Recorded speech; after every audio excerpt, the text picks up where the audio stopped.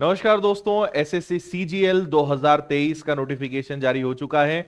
इसको लेकर एक डिटेल्ड नोटिफिकेशन का वीडियो मैंने बनाया था, लेकिन आज हम बहुत खास बात करने जा रहे हैं कि क्योंकि हमारे पास जुलाई में इसका एग्जाम है, लगभग 3 से 3.5 महीने का समय हमारे पास है।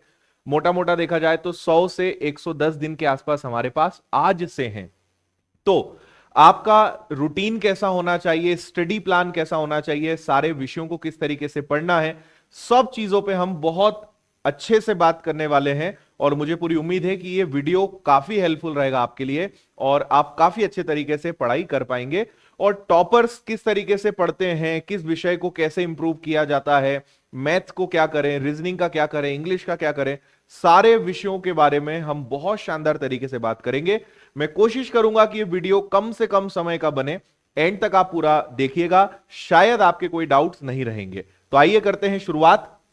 देखिए, हम दोनों प्रकार के स्टूडेंट्स की बात करेंगे, जो फ्रेशर हैं उनके बारे में भी, और जिन लोगों की प्रिपरेशन पिछले कुछ समय से चल रही है लेकिन बीच में है या सिलेबस हो चुका है, प्रैक्टिस और बाकी चीजों पे काम करना है, उनके बारे में भी हम बात करेंगे।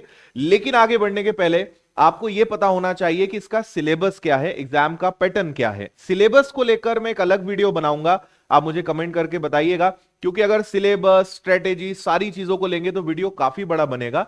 तो मैं कोशिश करूंगा कि सिलेबस को लेकर सब्जेक्ट वाइज एक डिफरेंट वीडियो बना दूं और उसमें आपको सारी इंफॉर्मेशन दे दूं। और आज हम प्री की बात करेंगे, प्रीलिम्स की बात करेंगे, क्योंकि मेंस का फिर थोड़ा अलग पार्ट हो जाता है। तो पहले प्री को कैसे टारगेट किया जाए, उस हिसाब से कैसे पढ़ाई की जाए, उसके बारे में बात करते हैं। देखिए, आपको पता होगा कि टोटल आपको 4 विषय पढ़ने हैं। पहला रीजनिंग है, दूसरा आपका जनरल अवेयरनेस है, तीसरा मैथ्स है और चौथा इंग्लिश है। हर विषय से 25-25 सवाल होंगे, सब 2-2 नंबर के होंगे। टोटल आपके पास 100 क्वेश्चंस, और सबसे इंपॉर्टेंट चीज वो है आपके लिए 1 घंटा। 1 घंटे में आपको 100 क्वेश्चंस करने हैं, जिसमें मैथ्स के ही 25 सवाल हैं, रीजनिंग के 25 है, हर विषय से आपके 25 है। नेगेटिव मार्किंग यहां पे है, ठीक है, ये आपको पता होगा। और आगे आपको मैं बता दूं कि अगर आप नोटिफिकेशन को डिटेल में देखना चाहते हो तो मेरा ये वीडियो अवेलेबल है यूट्यूब पर। आप सर्च करिएगा SSC CGL notification by Aditya sir, ये वीडियो आपको मिल जाएगा, यहां पे आपको सारी इंफॉर्मेशन मिल जाएगी। चलिए डायरेक्ट पॉइंट पे आते हैं। सबसे इंपॉर्टेंट सिलेक्शन के लिए जिस विषय के का नाम है वो है हमारा मैथमेटिक्स। अब मैथ्स को आप अच्छा कैसे कर सकते हैं, तो सुनिएगा बात ध्यान से। देखिए, मैथ्स में 2 चीजें होती हैं, एक तो आपको अरिथमेटिक पढ़ना है, ठीक है, और दूसरा आपको एडवांस पढ़ना है। दोनों पर आपको काम करने की जरूरत है, ठीक है, अरिथमेटिक पर भी और एडवांस पर भी, दोनों पर आपको काम करने की जरूरत है। अब सबसे पहली चीज अपने दिमाग से यह निकाल दीजिए कि लगभग आप समझें कि 30 चैप्टर्स इन दोनों के होते हैं। और आप में से कई लोग सोचते हैं कि बस केवल 10-15 टॉपिक हमें पता चल जाएं जिससे इंपॉर्टेंट क्वेश्चंस बनते हैं। कभी यह गलती मत करिएगा दोस्तों, सारे चैप्टर्स इंपॉर्टेंट हैं, क्योंकि शिफ्ट वाइज एग्जाम्स होते हैं। आपकी शिफ्ट में किसी भी चैप्टर से क्वेश्चंस आ सकते हैं। अगर आपको सिलेक्शन लेना है या आपका टारगेट है रैंक लाने का, एक पॉइंट मेरा जरूर नोट कर लीजिएगा, everything is important. Her chapter आपको पढ़ना है, हर विषय से पढ़ना है, चाहे कुछ हो जाए। अगर वास्तव में सिलेक्शन लेना है तो आईएमपी के चक्कर में मत रहिएगा। तो पहला टारगेट आपका यह है कि आपको पूरे 30 के 30 चैप्टर्स का बहुत अच्छे से बेसिक क्लियर करना है। देखिए, प्रीलिम्स में बहुत हाई लेवल, बहुत एडवांस लेवल के सवाल नहीं आते। मैंने कुछ क्लासेस भी ली, आप उनको देख लीजिएगा। अगर आपका बेसिक भी अच्छा है, मैथ्स का मैं आपको बता रहा हूं, आप देख लेना, केवल बेसिक से और कैलकुलेशन के क्वेश्चंस आते हैं। मतलब क्वेश्चंस अगर हम कहें तो इसको दूसरी भाषा में कह सकते हैं कि इजी एंड कैलकुलेटिव। जो क्वेश्चंस आते हैं वो आसान आते हैं और कैलकुलेटिव आते हैं। बहुत ज्यादा हाई लेवल के, बहुत कठिन प्रश्न नहीं आते हैं, आप प्रीवियस पेपर्स देख सकते हैं, लेकिन क्वेश्चंस कैलकुलेटिव बनाते हैं। तो अगर आपने हर चैप्टर का केवल बेसिक अच्छे से कर लिया, सारे बेसिक कंसेप्ट्स और फंडामेंटल्स आपने क्लियर कर लिए, आप आराम से मैथ्स के पूरे प्रश्न कर सकते हैं। पूरे 25 में से 25 आपसे बन जाएंगे। दूसरी अगर बात करें तो यह भी बात है कि 25 में से 2-4 सवाल तो यार डिफिकल्ट होंगे, लेकिन वो 2 या 4 सवाल होंगे। बाकी सवाल ऐसे नहीं होते हैं जो पूरा पेपर ही डिफिकल्ट आ जाए। तो ये ध्यान रखिएगा 20-21 सवाल बहुत आसान होते हैं, 2-4 थोड़े से डिफिकल्ट होते हैं, और अगर आपने उस पर भी काम कर लिया तो वो भी बन जाएगा। मैथ्स स्कोरिंग सब्जेक्ट है, ये ध्यान रखिएगा। आप मैथ्स एकमात्र ऐसा विषय है जिसमें आप पूरे पूरे नंबर ला सकते हो, तो इसलिए सबसे पहली बात डरना नहीं है, टेंशन नहीं लेना है कि हमारे पास 3-3.5 महीने, क्या हम कर पाएंगे। आप बहुत अच्छे से कर सकते हैं, लेकिन बेसिक्स पे काम करना शुरू करिए। एक तो यह ध्यान रखिए। दूसरा, आप एक चीज को अपने दिमाग में बिठा लें कि कैलकुलेशंस पे काम करें। एक टाइम आएगा जब आपसे सारे चैप्टर के प्रश्न बनेंगे, लेकिन आपको कैलकुलेशन में बहुत टाइम लगेगा। तो आपको मेरा सजेशन है कि अभी शुरुआत से ही लगभग 1 मंथ का टारगेट बनाइए और कैलकुलेशन पर खूब काम करिए। रोज आधा घंटा निकालिए, कभी मल्टीप्लिकेशन, कभी जोड़ना, कभी घटाना, कभी गुणा करना, पेन फ्री। और इसकी प्रैक्टिस कैसे करनी है आपको? इसकी प्रैक्टिस करनी है पेन फ्री, पेन का यूज नहीं करना है, और कैलकुलेशन की आपको प्रैक्टिस करनी है। शुरुआत में थोड़ी डिफिकल्टी आएगी क्योंकि हमें बचपन से पेन चलाने की आदत है, लेकिन बाद में आपका समय काफी कम होगा और आप एट द एंड यही रियलाइज करोगे कि कैलकुलेशंस के अलावा मैथ में कुछ नहीं है। उसको शुरुआत से ही अच्छा करिए, खूब उसकी प्रैक्टिस करिए, और चैप्टर्स आप साथ साथ करते जाएंगे। ठीक है, एक भी चैप्टर ऐसा नहीं है जो बहुत डिफिकल्ट हो, बस बेसिक्स आपको अच्छे से करना है। तो 2 ही चीजें मैं बता रहा हूं, आप इजी प्लस कैलकुलेटिव क्वेश्चन के लिए मेंटली प्रिपेयर रहिए। प्रश्न आसान होते हैं लेकिन कैलकुलेटिव होते हैं, और अगर अच्छे से प्रैक्टिस कर ली जाए तो कहीं कोई दिक्कत नहीं आती है। मैं थोड़ा सा आपको और ऊपर लेकर चलता हूं, थोड़ा रिवर्स लेकर मैं जाना चाहूंगा। एक गोल्डन रूल जो मैं हमेशा बोलता हूं कि अगर आपको कॉम्पिटिटिव एग्जाम्स में सक्सेस चाहिए, so mark my words, that is LRP। L का मतलब यहां पे होता है लर्न, आर का मतलब होता है यहां पे रिवीजन, और पी का मतलब यहां पे होता है प्रैक्टिस। और अगर आपने इन तीनों का अच्छे से बैलेंस बनाया तो आपको सक्सेस होने से कोई नहीं रोक सकता। जो मेरे रेगुलर स्टूडेंट्स होंगे उन्हें पता होगा कि ये रूल, इस रूल से मैंने सिलेक्शंस लिए हैं, करीबन 11 से 12 फाइनल सिलेक्शंस मैंने लिए अलग अलग फील्ड्स में, और यही रूल मैं आप सबको बताता हूं। अगर आप फ्रेशर हैं, नई नई तैयारी आप शुरू कर रहे हैं और इस एग्जाम को निकालना चाहते हैं, तो याद रखिएगा, मैं मैथ्स के उदाहरण से हमेशा बताता हूं कि हर चीज को अगर आप 10-10 पॉइंट दें तो आपकी सक्सेस 1000 हो जाएगी। आपने सोचा कि सर हमने लर्निंग तो ज्वाइन कर ली, रिवीजन कर लिया, सर हम प्रैक्टिस नहीं कर पाए। आप ध्यान रखिएगा, अगर किसी भी एक चीज को आपने मिस किया उसकी वैल्यू 0 होगी।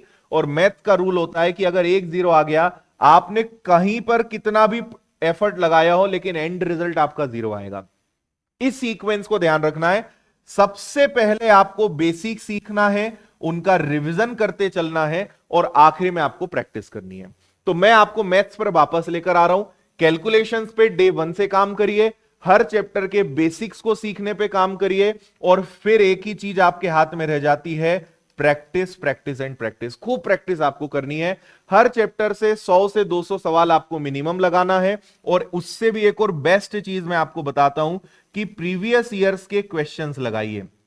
हम विनर्स की एप्लीकेशन पर भी ये चीज देंगे। आप अगर विनर्स के कोर्स में हैं तो आपको ये चीजें टॉपिक वाइज मिलेगी। बाकी हमने पिछले साल के आए हुए सारे जो पेपर्स हैं उनको भी ऐप पे अपलोड करा दिया है, कुछ कराने वाले हैं, तो उनको आप जरूर लगाइएगा। पुराने आए हुए 2021 के 2022 के पेपर जरूर लगाइए, आपका इंप्रूवमेंट काफी होगा। एक चीज आपको समझनी है कि केवल हमें दिन रात पढ़ना ही पढ़ना नहीं है। पढ़ना इन द सेंस कि बस हम क्लासेस देखे जा रहे हैं, है ना, ऑनलाइन पढ़ रहे हैं या ऑफलाइन पढ़ रहे हैं। प्रैक्टिस अगर आपने नहीं करी, आप कभी कोई एग्जाम नहीं निकाल पाएंगे। तो प्रैक्टिस का बहुत ज्यादा महत्व है, इसका आप हमेशा ध्यान रखिएगा। अभी मैं बहुत ज्यादा इसकी डेप्थ में नहीं जाना चाहता हूं क्योंकि हमें ओवरऑल बात करनी है, लेकिन फिर आप इस वीडियो को देखकर बताइएगा कि आपको किस चीज पे और क्या ज्यादा डीप नॉलेज चाहिए, मैं उसके बारे में आपको और बताऊंगा। आगे बढ़ते हैं रीजनिंग। मैं एक ही चीज बोलता हूं, रीजनिंग एकदम इजी है, इसका कभी टेंशन लेना मत। चैप्टर्स पढ़ो और प्रैक्टिस करो। रीजनिंग में आज तक किसी को दिक्कत ना आई है ना कभी आनी है।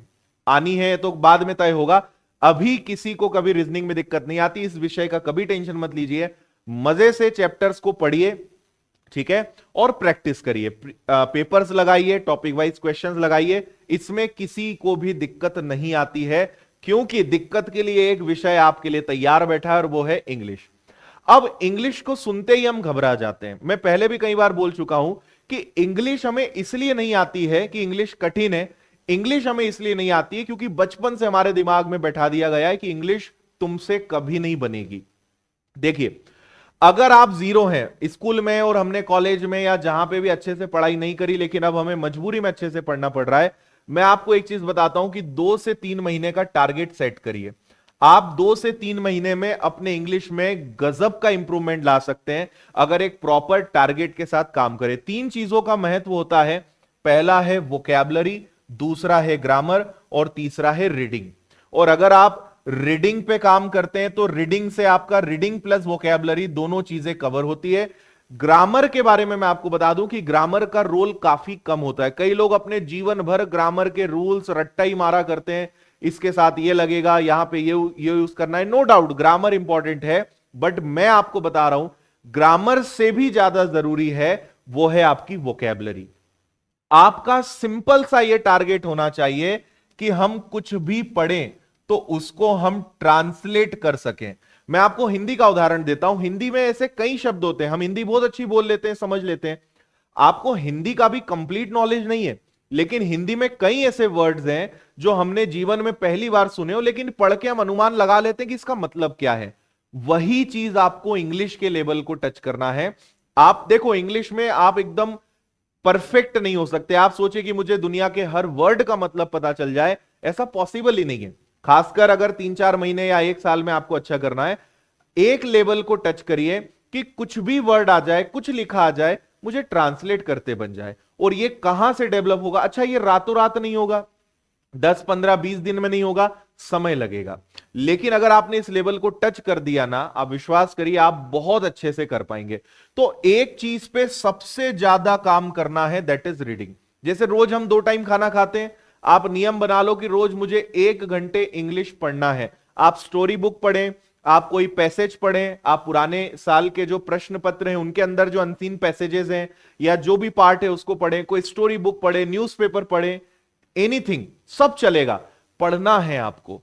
भले आप 4 लाइन पढ़े 1 घंटे में, आप 1 पैराग्राफ पढ़े 1 घंटे में, डजेंट मैटर, बट आप इस तरीके से पढ़ें कि उसमें जो भी लिखा है वो आपको समझ में आए। डिक्शनरी ओपन करके रखिए, कोई नया वर्ड आपको मिलता है उसको नोट करिए, एक अपनी मीनिंग की कॉपी बनाइए, उसको हफ्ते हफ्ते में रिवाइज करते रहिए। इंग्लिश में समय लगता है, मैं इंग्लिश को हमेशा स्लो पॉइजन कहता हूं, ये बहुत धीरे धीरे असर करता है। मैथ्स में आपने कंपाउंड इंटरेस्ट पढ़ा, आप उसके क्वेश्चन एकदम उड़ा दोगे। आपने इसमें आर्टिकल पढ़ लिया, नरेशन पढ़ लिया, टेंस पढ़ लिया, वॉइस पढ़ लिया, कुछ नहीं होगा, क्योंकि इसका असर तत्काल नहीं दिखता है। लगातार आप इस पे काम करेंगे तो 1 महीने, 1.5 महीने, 2 महीने बाद इसके रिजल्ट्स आना चालू होते हैं। बच्चों में धैर्य की बड़ी कमी होती है, पेशेंस ही नहीं है आप लोगों के अंदर। आज पढ़ा, कल से नंबर बढ़ने चाहिए, नहीं तो परसों से पढ़ाई बंद। आप इस लेवल पे अगर कभी चलेंगे, आप कभी सिलेक्शन नहीं ले पाएंगे। हैव सम पेशेंस, धैर्य रखिए। 1 से 2 महीने में इसके रिजल्ट्स आना चालू होते हैं, इंप्रूवमेंट दिखता है, अच्छे मार्क्स आते हैं। कर्म करिए, फल की चिंता मत करिए, अपने एफर्ट्स लगाते रहिए, 100% इंग्लिश इंप्रूव होगी। और मैं दूसरी बात बता दूं कि बिना इसके तुम सिलेक्शन भी नहीं ले पाओगे, है ना। तो एक बात तो अच्छे से हम समझ गए हैं कि अगर सिलेक्शन लेना है, रैंक लाना है, हमें अपनी प्रेफरेंस का अगर पोस्ट लेना है तो मार्क्स अच्छे चाहिए भाई, है ना। तो इंग्लिश तो आज नहीं तो कल मेंस के लिए भी सीखनी पड़ेगी, तो अच्छे से सीख लें। आप सोचें कि इसमें काम चलाऊ नंबर ले आए, बाकी से कवर कर लें, कभी चक्कर में मत पड़ना, है ना। आप कभी अच्छी रैंक नहीं ला पाओगे और सिलेक्शन भी हो जाए, बहुत बड़ी बात है, क्योंकि सिलेक्शन कंपटीशन टफ है भाई। इस बात को समझें कि लाखों लोग फॉर्म भरेंगे। इस साल 7,500 वैकेंसी है, मान लो आगे चल के 10,000 15,000 हो जाए, वैकेंसी बढ़ जाए, पर आप सोचिए कि 5 लाख 10 लाख लोगों में क्या 15,000 लोग नहीं मिलेंगे उन्हें ढंग के, जो हर सर्वगुण संपन्न हो, उन्हें उनके सारे विषय अच्छे हों। तो ये तो आपको चिंता करनी है कि जो 7,500 लोग या 10,000 लोग चुने जाएंगे उसमें आप आना चाहते हैं कि नहीं आना चाहते हैं। और अगर उसमें आप आना चाहते हैं तो एकमात्र मंत्र है कि आपको हर चीज अच्छी करनी पड़ेगी।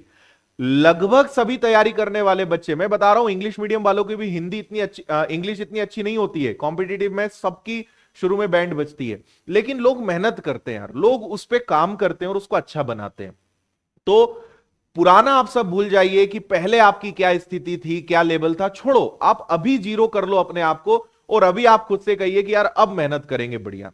बहुत इजी है। बस आपने जो डिफिकल्ट मान के बैठे हो ना, सब चीजों का कारण बस यही है। जीरो करिए अपने आप को, फ्रेश माइंड करिए, खाली करिए, और एक बार लग जाइए कि ठीक है सर, आप बोल रहे हो ना, आपको ये चैलेंज है, 3 महीने हम दमखम से मेहनत करेंगे और इंग्लिश नहीं ठीक हुई तो आप फिर मुझे बोलिएगा। आप करिए, तो शुरू तो करिए। तो रीडिंग बहुत इंपॉर्टेंट है। वोकैबुलरी की बुक बनाइए, कोई नया वर्ड मिला उसको जरूर नोट करिए, और ग्रामर पर भी काम करिए। आप ऑनलाइन पढ़ रहे हैं, ऑफलाइन पढ़ रहे हैं, मुझे नहीं पता, या आप यूट्यूब से पढ़ रहे हैं, हर प्लेटफॉर्म ठीक है। आप कितनी मेहनत कर रहे हैं उस पर डिपेंड करता है। आपको अगर हमारे साथ पढ़ना है तो विनर्स की एप्लीकेशन पे आप पढ़ सकते हो, इंदौर में ऑफलाइन सेंटर है वहां पढ़ सकते हो, यूट्यूब पर भी हम पढ़ा रहे हैं। जैसी जिसकी क्षमता है वो वैसा पढ़ सकता है, लेकिन कहीं भी पढ़ेंगे मेहनत करनी पड़ेगी। हर चीज अपने आप में बेस्ट है ना। तो अगर आपने कोई कोर्स लिया है तो आप वहां पे पूरे ग्रामेटिकल आपको चैप्टर्स मिलेंगे, रूल्स मिलेंगे, उनको आप अच्छे से पढ़िए। और यहां पर भी सारी चीजें सेम लगती है कि आपको प्रीवियस ईयर्स के क्वेश्चंस लगाने हैं, एंड लॉट्स ऑफ प्रैक्टिस, खूब प्रैक्टिस करनी है, ये हमेशा ध्यान रखिएगा। तो फिलहाल इसके साथ थोड़ा शुरू करिए। करेंट अफेयर्स, जनरल नॉलेज, अब देखिए इसके अंदर हिस्ट्री, ज्योग्राफी, पॉलिटी, है ना, करेंट अफेयर्स, ये सारी चीजें, स्टैटिक जीके, ये सारी चीजें आएंगी। इन पे आप काम करना शुरू करिए, लेकिन मेरा सजेशन रहेगा कि इनको अगर आप अभी कम समय दें तो ज्यादा अच्छा है, क्योंकि एक तरफ 3 विषय हैं, ठीक है, 3 विषयों से 25-25 सवाल आएंगे, और ये बोलने को एक विषय है, लेकिन 1 2 3 4 5, आप 5 विषय पढ़ोगे तो 25 सवाल आएंगे। तो पहले हमें प्रेफरेंस देना है मैथ, रीजनिंग और इंग्लिश को। इसको जस्ट फॉर फन, शुरुआत के 1-1.5 महीने आपको इस पे काम नहीं करना है, या बहुत करने का मन है तो 1-2 घंटे दो, इससे ज्यादा मत देना। इसको सबसे लास्ट में रखना। अगर आप फ्रेशर हैं, नए नए हैं, पहली बार तैयारी कर रहे हैं, बहुत टाइम लगेगा। एक एक विषय जो है 3-3 4-4 महीने का होता है। तो समझदारी यह है कि 3 विषयों से अगर 75 मार्क्स आ रहे हैं तो इन पे मेहनत करें ना। मैं ये नहीं बोल रहा हूं कि इनको छोड़ना है, पढ़ना है, लेकिन इनको थोड़ा बाद में। अगर मैथ्स भी अभी साफ है, रीजनिंग भी नहीं आती, इंग्लिश भी नहीं आती, पहले इनको करते हैं, इनको एक लेवल पे लाते हैं, क्योंकि इनका कभी अंत नहीं है। इनको तो आप 1 साल पढ़ोगे तब भी इनका अंत नहीं आएगा। इनमें आप 100% मार्क्स कभी नहीं ला सकते। कुछ ना कुछ ऐसा पूछेंगे जो आप बोलोगे यार ये पता नहीं कहां से पूछ लिया। तो इनका अभी ज्यादा टेंशन नहीं लेना है। मैं मानता हूं कि इनको पढ़ने में मजा बहुत आता है। आपकी रोज इच्छा होगी करंट अफेयर्स, रोज फैक्ट्स मिलते हैं ना, रोज कुछ नया नया होता है, रटने को मिलता है। भारत का पहला व्यक्ति ये, तो दूसरा ये, तो विश्व का ये, पढ़ने में बड़ा मजा आता है। बट ये आपको बहुत ज्यादा सिलेक्शन नहीं दिलाएगा। तो आपको मेरा सजेशन रहेगा इसके लिए कि आप न्यूज़पेपर पढ़ने की आदत बनाइए। न्यूज़पेपर रीडिंग डेली करिए, ठीक है। आप करंट अफेयर्स की अगर कोई ऑनलाइन क्लास देखते हैं तो देखिए, उसमें मेरा सजेशन रहेगा कि रिकॉर्डेड देखो तो और ज्यादा अच्छा। लाइव से ज्यादा आपका समय बचता है रिकॉर्डेड में, तो इसको मेंटेन करिए। और अगर आपकी इच्छा है तो इनमें से हिस्ट्री, ज्योग्राफी, पॉलिटी में से कोई एक आधा विषय 1-8 घंटा पढ़ना चालू कर दीजिए। या आपने कोर्स अटेंड किया है, कोर्स लिया है, तो उसमें जो लेक्चर्स हैं उनको आप देखना चालू कर दीजिए। उस समय जब आपका मन कुछ फ्रेश, माइंड फ्रेश करने का मन हो, ऐसा मन हो कि कुछ हल्का फुल्का देख लेते, तब। लेकिन मैथ्स, रीजनिंग, इंग्लिश को प्रायोरिटी दीजिएगा, इसका विशेष ध्यान आप रखना सब लोग, ठीक है भाई। तो अभी फिलहाल ये है। अच्छा, मैं आपको ऐसा नहीं कि ये बता के फिर बस हम गायब हो जाएंगे। अभी आपको जो करना है मैं बस वो बता रहा हूं। मैं आपको अभी दुनिया भर की चीजें बता दूं, ऐसा करना है, वैसा करना है, आप कर नहीं पाओगे। अभी जो मैं बता रहा हूं आप वो शुरू करिए। मैं आपसे 15-20 दिन बाद फिर मिलूंगा, फिर मैं बताऊंगा कि अब आपको अपनी रणनीति में क्या चेंज करना है, अब स्टडी प्लान क्या करना है। मैं समय समय पे आपको सारी चीजें गाइड करूंगा, लेकिन आपको अभी जिन चीजों का ध्यान रखना है बस वो मैं आपको वो बता रहा हूं, है ना। अब एक आखिरी सेक्शन पे आते हैं जो बहुत ज्यादा जरूरी है। देखिए, आप एक चीज समझिए कि सक्सेस का सबसे इंपॉर्टेंट, है ना, या इसको बहुत नॉर्मल में कहूं कंसिस्टेंसी, या आसान भाषा में कहूं कंसिस्टेंसी लिखूंगा तो आप बोलोगे ये कौन सा भारी शब्द मार दिया। रेगुलरिटी। आप अगर रेगुलर पढ़ाई कर सकते हैं, है ना, आप रोज एक फिक्स शेड्यूल के साथ पढ़ सकते हैं, तो ही इस मैदान में उतरना, है ना। आपने 1 महीने पढ़ लिया, फिर परिवार की शादी में कहीं जाना पड़ गया, त्योहार में छुट्टी मारने का मन है ना, या आपसे पढ़ा नहीं जा रहा है, आप अगर रेगुलर नहीं रह पाएंगे आप कभी सिलेक्शन नहीं ले पाएंगे। एटलीस्ट आने वाले 3-3.5 महीने आपको एक भी छुट्टी नहीं मारनी है। 1-2 बहुत इमरजेंसी है तो अलग बात है, आपके लिए कोई सैटरडे नहीं, कोई संडे नहीं, कोई त्योहार नहीं, कोई शादी ब्याह नहीं, कुछ नहीं। ठीक है, अपना करियर बनाना है, ये सब काम तो होते रहेंगे। तो अगर आप सारी चीजें, सारी मोह माया छोड़ के सन्यासियों की तरह रह सकते हो तो ही इस फील्ड में कूदना, क्योंकि जरूरत तो पड़ेगी। और ये मेरा तो एक्सपीरियंस है, लेकिन आप YouTube पे हजारों वीडियो डालें टॉपर्स के, आप देख लेना, सब एक ही चीज कहेंगे, ultimately consistency is the key of success. Regular अगर आप नहीं मेंटेन कर पाओगे, आप कभी सक्सेस नहीं हो पाओगे। ठीक है, सो बेटर की सॉल्यूशन फाइंड करिए, है ना। आप घर में नहीं पढ़ पा रहे हो, लाइब्रेरी ज्वाइन कर लो। घर में अगर आपका है कि हाँ मेरा अलग से एक स्टडी रूम है, सारी चीजें वो वहां पे पढ़िए। आपको लग रहा है घर में नहीं होता है, घर वाले काम दे देते हैं, समझ ही नहीं रहे कि समय कम है, आप लाइब्रेरी ज्वाइन करिए, है ना। लेकिन अल्टीमेटली आपका टारगेट क्या है कि अच्छे से हमें पढ़ाई करनी है, तो कंसिस्टेंसी मेंटेन करिए। ठीक है, लाइब्रेरी आप ज्वाइन कर सकते हैं, सेल्फ स्टडी कर सकते हैं। मेरा एक और सजेशन रहेगा कि आप अगर फ्रेशर हैं, कुछ नहीं पता है, तो मैं आपको कहूंगा किताबों के चक्कर में मत पड़ना यार। हमारा एक बहुत ओल्ड माइंडसेट है कि किताबें ले लेते हैं, मार्केट जाएंगे, 4 अच्छी किताबें खरीद लेंगे। मैं आपको बता रहा हूं, किताबें सिर्फ प्रैक्टिस के लिए होती हैं। बुरा लग सकता है कई लोगों को, लेकिन किताबों से आप बेसिक्स क्लियर करना, या आप सोचें कि हम सारे विषयों में एक्सपर्ट हो जाएं, या तो फिर किताब उस लेवल की हो जिसमें सारी चीजें आपको एकदम प्रॉपर लिखी हो। जैसे आपको एक मेरी किताब तो मिल ही जाएगी, लेकिन आप समझें कि आप उसके लिए कंफर्टेबल हैं, कि आप किताब से उतना अच्छा अपने आप को कनेक्ट कर पाते हैं। क्योंकि आजकल ऑनलाइन आपको पता है बहुत सस्ते में आपको ऑनलाइन कोर्सेज मिल जाते हैं, या आप सक्षम हैं आप ऑफलाइन क्लासेस अटेंड करें, लेकिन किसी टीचर के गाइडेंस के माहौल में रहोगे ना, आप फायदे में रहोगे। क्योंकि किताबों में अगर कोई डाउट आ गया, भाई हम जब कोई आपको समझा रहा है, कोई कुछ बोल रहा है, तो ज्यादा अच्छे से समझ में आता है ना, देखा हुआ सुना हुआ ज्यादा अच्छे समझ में आता है। अब किताब में डाउट है, आपने आज तक तैयारी करी नहीं, फंस गए, अब समझ ही नहीं आ रहा है, आप उलझ जाओगे। तो मेरा सजेशन है कि अगर पॉसिबल है, आपको जहां अच्छा लगता है, आप ऑनलाइन या ऑफलाइन क्लासेस जरूर ज्वाइन करें।